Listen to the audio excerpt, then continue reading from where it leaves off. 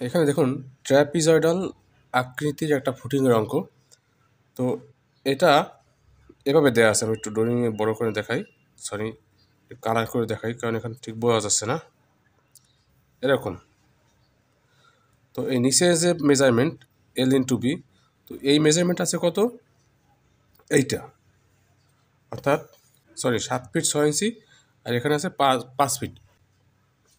এখন এই নিচের এরিয়া হলো 7 ফিট 5 ফিট, এটা আসলো।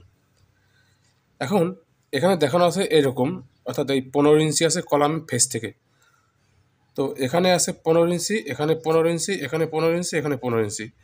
তো এরকম যদি হয়, তার মানে এই ভিতরে যে একটা মেজারমেন্ট এইটা, অর্থাৎ এটা হবে এরকম, অর্থাৎ এই 15 ইঞ্চি, এইদিকে 15 ইঞ্চি যোগ এই 15 ইঞ্চি, তার মানে একদিকে মাপ হবে 15 মানে 45 ইঞ্চি উপরের মাপ, ঠিক এই 45 ইঞ্চি। আবার যখন এই এরিয়া আসবে তখন হবে, দেখুন, এই 15, 21, 15, 51 ইঞ্চি, তার মানে এইটা আসবে, অর্থাৎ এই 51 ইঞ্চি গুণন 45 ইঞ্চি, এটা হলো উপরের এরিয়া, এটা হলো নিচের এরিয়া। তো এখন এখানে দেখুন যে ফুটিংয়ের কাস্টিংয়ের পরিমাণ সমাধান, নিচের অংশ আছে আমার 7 ফিট 6, 5 ফিট, আর এইটুকু আছে আমার 1 ফিট 3 ইঞ্চি, মানে 15 ইঞ্চি। তাহলে একটা অংশের ভলিউম পাওয়া গেল। এখন ট্র্যাপিজয়েডাল অংশ, অর্থাৎ এই অংশটুকু, তো এই অংশটুকু কী হবে আমরা জানি, সাধারণত এইটুর মান কি K/6 ধরে আমরা ফর্মুলা যেটা ব্যবহার করি। তো এখানে এই অংশটুকুর মান কত, দেখুন এখানে আছে এই পুরোটো আছে 20 ইঞ্চি, আর এখানে আছে 15 ইঞ্চি, তার মানে এই অংশটুকু 5 ইঞ্চি, এইটুকু 5 ইঞ্চি। তো 5 ইঞ্চিতে কত হয়, 0.42, তার মানে এখানে 0.42/6 হবে। একটু ক্লিয়ার, 0.42/6। এরপর সূত্র আছে কি আমাদের, দেখুন K/6 A1 plus A2 plus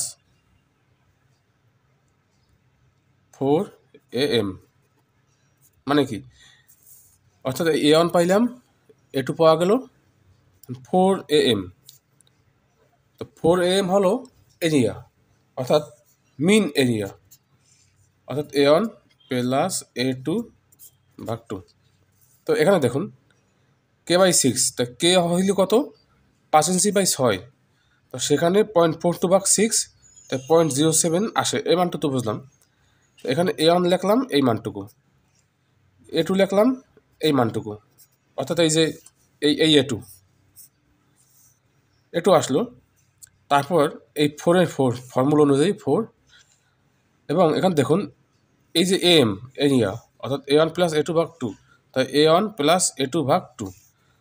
তো এই এখন ক্যালকুলেশন করে আমাদের এই মান আসলো, এখান থেকে আসলো এই পরিমাণ এবং আসলো এই পরিমাণ, তার মানে এই ট্র্যাপিজয়েডাল অংশের ভলিউম পাওয়া গেল। এখানে নিচের পার্টের, অর্থাৎ বর্গাকার যেটা আছে, এই অংশের আয়তকার যেটা আছে, এটা ভলিউম পাওয়া গেল। তার মানে এই দুইটা ভলিউম যোগ করলে আসে আমার 58.10। তো এইটাই এই পরিমাণ। তো আশা করি একটু আপনারা সবাই বুঝছেন, আমি শুধু অল্পতে আপনাদের বোঝানোর জন্য এই ফুল অঙ্কটা করে তারপর আপনাদের ধাপে ধাপে বুঝিয়ে দিলাম। ধন্যবাদ সবাইকে।